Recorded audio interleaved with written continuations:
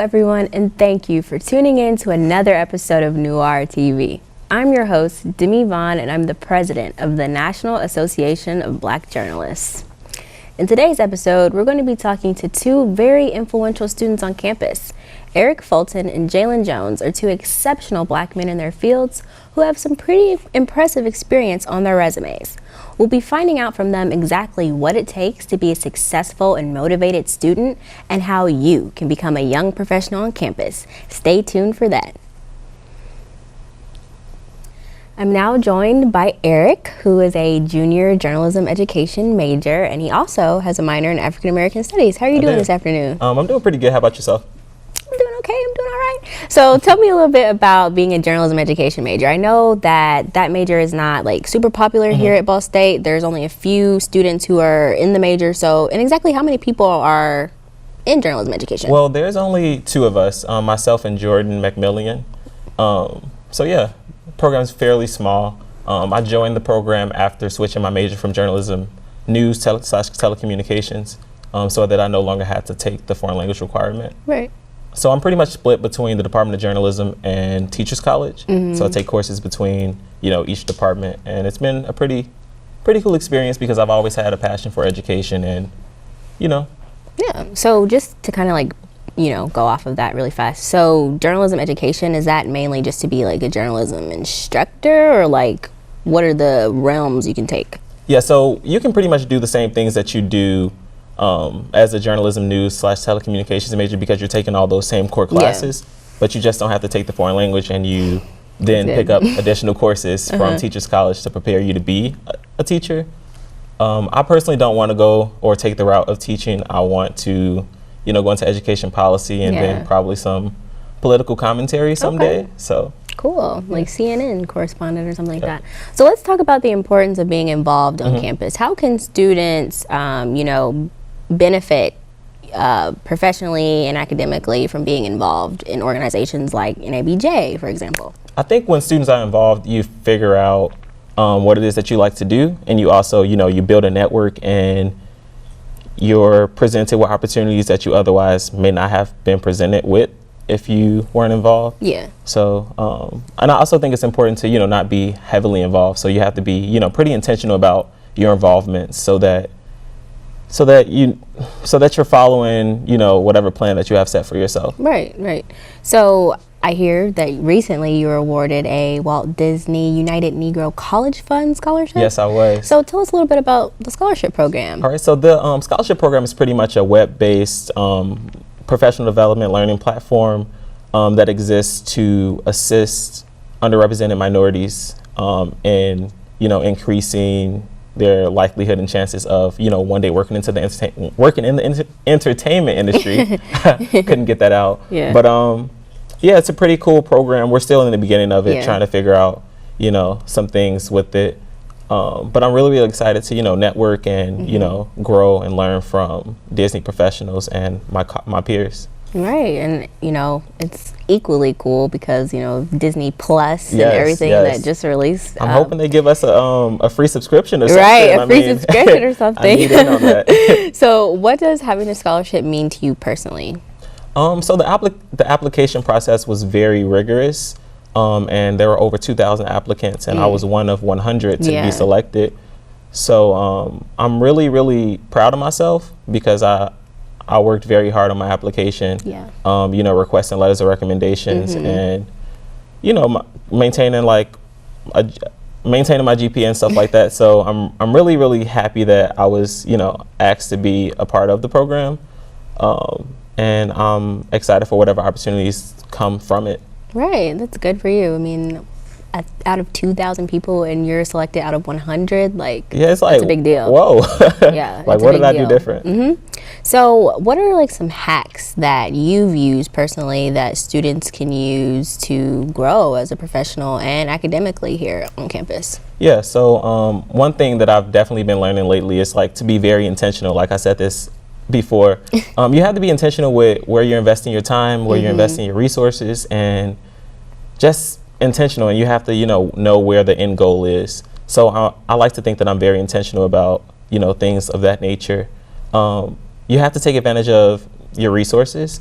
So, you know, I take advantage of like what we have available here at Ball State. And when I find that what I need isn't here on this campus, I'm going to, you know, seek out those resources that I need in order to, you know, be successful. So, yeah, and like I found myself having to do that a lot as, you know, being a first generation college student and, you know, navigating my experience. I've had to, you know, like seek and find and sometimes be told no. So, right. Yeah. And I also think it's important to find a mentor. I have 2 mentors right now, Dr. Marsha McGriff. She's the VP of Inclusive Excellence, and she's my mentor through PhD Pathways. Okay. So like we have programs here at Ball State that, you know, assist with the growth and development of students. So it's just all about, you know, taking advantage of that. Yeah, definitely. So I also hear that you're a Forbes Under 30 scholar. So tell us about your experience at the Forbes Under 30 Summit. It was in Detroit this year. It was. Mm-hmm. Not a fan of Detroit, but the summit was really, really cool. Like Forbes has an entity of the company. It's called Forbes the Culture, which houses a lot of, you know, Black entrepreneurs, young professionals who, you know, have a goal or aspiration of, you know, building their brands and, you know, growing professionally. So like their part of the summit was very, very interesting. They had talked about mental health. They talked about, you know, being the only one in certain spaces and how it's important that when we're the only one in a space that we extend the opportunities to, you know, those who look like us and also become more comfortable with speaking up and, you know, going against the status quo when it comes to, you know, hearing something that may be derogatory or defensive to a person or a group and, you know, making our voices heard. Right. So what was the process like to become a scholar? To become a scholar, there was an application process. Okay. And I found out about the program from a friend of mine who I met at the George Washington University in DC at a conference I went to. So yeah, he sent me the link over and I was looking at the application. I'm just like, should I even try? I don't think that I have a chance of, you know, being associated with anything Forbes. So I'm just like, put it on the back burner for a while. Then I finally, you know, got done with the application and the essay questions, and I heard back about a month later and I was like, wow. And so, yeah. And then I saw a lot of other people who are also going on LinkedIn, and I'm just like, okay, I'm bound to have a good time. So it was a pretty good time. Cool. So how can we reach you? Any social media you want to plug really fast? Or yeah, you guys can find me on Instagram at v.ric, or you can find me on LinkedIn at LinkedIn. Everybody needs Aric LinkedIn. D. Fulton Jr.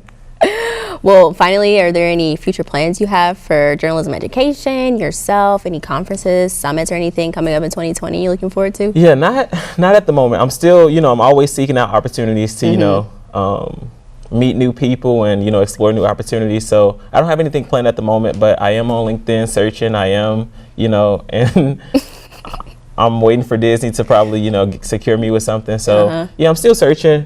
You know, I'm an RA, so I did a lot of traveling this semester, so, and like attending a lot of conferences, so I'm not sure if I'm going to be able to do the same. If not, yeah, I'm not sure if I'm going to be able to do the same. And I'm also going to be preparing for the LSAT next semester, so I'm going to be what is the LSAT? The law school admissions test. Oh, okay, so you want to go to law school too? I do. Cool.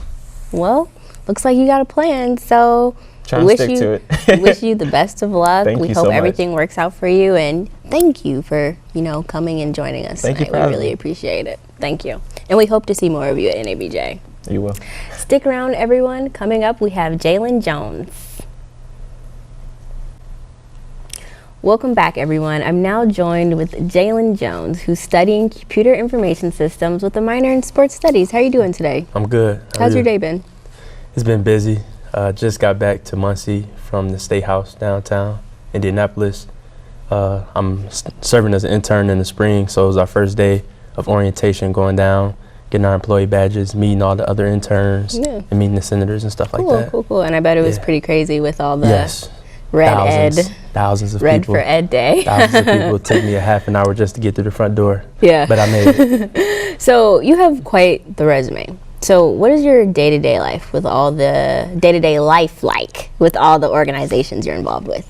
So first I have class. I like to do class in the morning time so I can get it out the way. So I have like the rest of the day to do everything else. So after class, I go to my internship at the Ball State Foundation. I'm a digital marketing specialist there. Okay. So I do like social media things and like engaging with students and stuff like that. And then my capstone class is actually at 4. So that's like one of the afternoon classes I do have. And then after that, I have, it's either BSA, it's either Impact, it's either fraternity stuff. So yeah, I make sure class gets done first, doing everything I need to for school, and then the rest of the day, we gonna see what happens. Right. So when did you begin to have an interest in government, and what do you envision yourself doing with government in the future? It's grown. It started to grow a lot sophomore year is when I really started to get into it more. It's funny, a lot of my family would say I would do it when I was younger, and I was like, no, never. Like, it's not me. It's boring. I'm not interested. I don't see it, like, it doesn't apply to me. It's not relevant. Well, it's relevant, but I didn't feel like it had significance on me personally. And then when I got to college, that was the year Trump was elected. So from that moment moving forward, I noticed that people like us have a voice. We can use our voice. We have an opinion, and it's important to use that. So I feel after graduation, I see myself working in the governmental agency, just being a better advocate for my people and ensuring that you have equal representation in the underrepresented spaces. So whether that be journalism, whether that be technology in my major, wherever the case may be, we need to make sure that we're being represented and we're being heard. Right, I definitely agree with you there. So I also hear that you do a little bit of like public speaking sometimes on campus. I've seen you on some panels. We've done them together. Actually been on a panel. So what are you like speaking about, and you know, who are usually like your target audience? Is it more just college, and would you ever like branch out and do public speaking in bigger places? I would definitely love to public speak on any stage, like any platform. I would love to, but being a college student, my main audience right now are the college students, like speaking here at Ball State mainly. Sometimes I get the chance to go back and speak at my high school. It's nothing huge, but talking to like some of the student athletes and things like that. So I really just enjoy talking to people that are in my age group that are going through some of the similar things that I am, having some of the same experiences, and just sharing what I have and sharing my knowledge, because you don't know what you don't know. So having the chance to see someone that looks like them in the same age group, it may be something that I say that absorbs with them. That might click with them, right? I totally agree with you. So to kind of switch gears a little bit here, so what do you think that younger students on campus can do to put themselves ahead, like academically and professionally on campus? Like, what are some things that you think they should start doing now? Like now? First thing is recognizing that they're going to fail. So failure is okay. Failure is going to happen whether you like it or not, and being able to accept it and use it as a stepping stool to move forward. And once you recognize that you're going to fail in any facet of life, whether that be academically, whether that be extracurricular, whether that be in relationships, whatever the case may be, you're going to fail. So I think that's the first. So like once you recognize that, that kind of puts you in that tunnel vision and that mindset to move forward. So the next thing is being involved, getting involved. So trying to find your niche, see what you're interested in, start to make connections with people on campus. And I know that may be hard for the introverts. People say, oh, I don't like talking to people. Sometimes you may just have to be involved in like those organizations that have a smaller amount of people, because you guys are gonna click. So once you find out what, like you find your niche and what you're passionate about, what you're interested in doing, then you start to build that network and start to build those connections. And I think that's probably one of the most important skills for any college student, but mainly any individual, any working professional, whatever the networking, like it's a skill. So you have to be able to do it at a high level in order to progress and persevere. Right, and speaking of networking and the importance of it, do you think that networking is a skill that can be built on over time, or is it something that people can just like master and, you know, not really have to work on? Everything takes work. Like my favorite quote, hard work beats talent when talent fails to work hard. So you may be talented at speaking and networking with people, but you still have to put in that hard work to be better at it. So I feel like you can always be better at something if you put in the work. And like for me, I love to speak. I'm very charismatic, extrovert, love making new friends, new relationships. But there was a point in time where I knew how to talk to people, but I didn't know what to say. Yeah. And when you network, you just don't need to talk to people. You have to know what to say, what to do, and how that relationship is going to continue once you get done talking with them. So things like that are important when it comes to networking. Okay. So what are some things that you think people can do to improve networking skills? I think the main one is doing it. Yeah. You only do it with repetition. So constantly doing it. So that sounds frightening to a lot of people. And like for me it was, because say if you see somebody that's like really popular, really famous, and you get the chance to speak on it, you might freeze. Might freeze, not know what to say. But once you've done it and you got in the routine and it starts to become second nature, then it becomes easier to do. So I think repetition is the most important. Right. Most important. So what do you think are some like common mistakes that freshmen, sophomores, maybe even juniors make while here at college that like set them back, you know? Not using the resources that we have. So when it comes to academics, it's easy as like going to your professor's office hours. Yeah. I know that was something I did early on, and it helped, because a lot of times in the class setting you have a lot of students that learn at different paces, and sometimes the professor can't reach everyone. So sometimes you have to use those office hours to go sit down with them, talk with them, and I found it beneficial when I went to go talk with them. They were able to explain it better than they did in class. So I'm glad I took the time to do that, and a lot of people don't do that or utilize that. And I would say just being vocal about concerns and issues that they have. A lot of times, well, mainly for freshmen, when you're coming in, it could be a culture shock. Being at a university with over 20,000 students, that could freak a lot of people out. So a lot of times when they're going through things, they like to internalize them rather than speak about them, share how they feel with other people, whether close to them or go to the counseling center. Just utilizing the resources that we have here. People fail to do that. And if I were to use one more, I would say just not taking advantage of the opportunity, because we have a lot to do. You have organizations, you have clubs, you have a lot of different things, and sometimes people just come here and they just go to class and then go home. Right. But there's so much here. You have athletics, like go out, go watch games, go support our athletes, and different things like that. Right. It's more than just going to class and partying and all the other things like that. So how do you think taking on like a leadership position, how do you think that affects someone's professional development and personal development? And what do you think are some advantages to being in a leadership position and the disadvantages? Well, first I would say it definitely gives you a good kickstart to your career. Being in leadership, you get the chance to develop and start to work on those skills that you want to see in yourself as you leave college and you go out into the work field. For me, some big advantages was learning how I work with others, because when you're in leadership, you have other leaders that's working with you. That can be like your exec board or whatever the case may be. So in that, you start to learn like your strengths and weaknesses. So I know mine, like I have a good skill of collaboration. So wanting to take into account everybody's ideas, everybody's opinions, and doing that. And then a disadvantage of that could be patience. So that's something I have to work on, because I know I can get irritated if things aren't going at the time I wanted to, or people aren't doing what they're supposed to at a certain time. So being able to recognize that early on, being in leadership as a sophomore, it's something I've constantly been able to do over the years. So hopefully by the time I leave from here and I go into the work field, that's something I've mastered by that point. And it's gonna take time, so I'm not hoping to have it perfect graduation, but hopefully like in the future, that's something that I could see progress from where I was as a sophomore, being younger. And I was also going, I forgot what else. And the disadvantages of being a leader.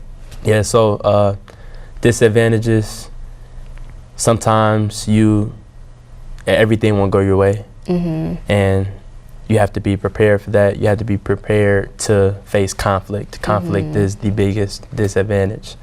So with conflict, it involves resolution, and you have to like train yourself, and you have to work through those conflicts, because a lot of times conflict is what can turn a lot of people away from each other, Yeah. and you start to create bad relationships, bad vibes between each other, and then the work doesn't get done. Right. And in the end, the goal is to get the job done and do Yes. whatever you're supposed to do, Yeah. depending, no matter what the organization is. And it's important to know, because in the real world today, a lot more jobs and a lot more fields are more team-based, especially in the technology field. You work Right. on teams, you work with multiple people. So this isn't just a one-time thing on your in your undergrad, graduate school, or whatever the case may be. This is what you're actually seeing now in the professional world. So more people need to step, not necessarily into leadership, but step more into getting more involved and being able to communicate more effectively with others, because that's what's going to help you long term. Right. So do you have any future plans for yourself? Any other internships you got, or any more public speaking opportunities you have? You know, Anything? right now, at the moment, no. I'm really focusing on my grades, on school. Okay. Although I'm a senior, I'm still trying to finish the best way I could. But yeah, my goal is to, I'm looking forward to next week going home for Thanksgiving, and then Christmas break.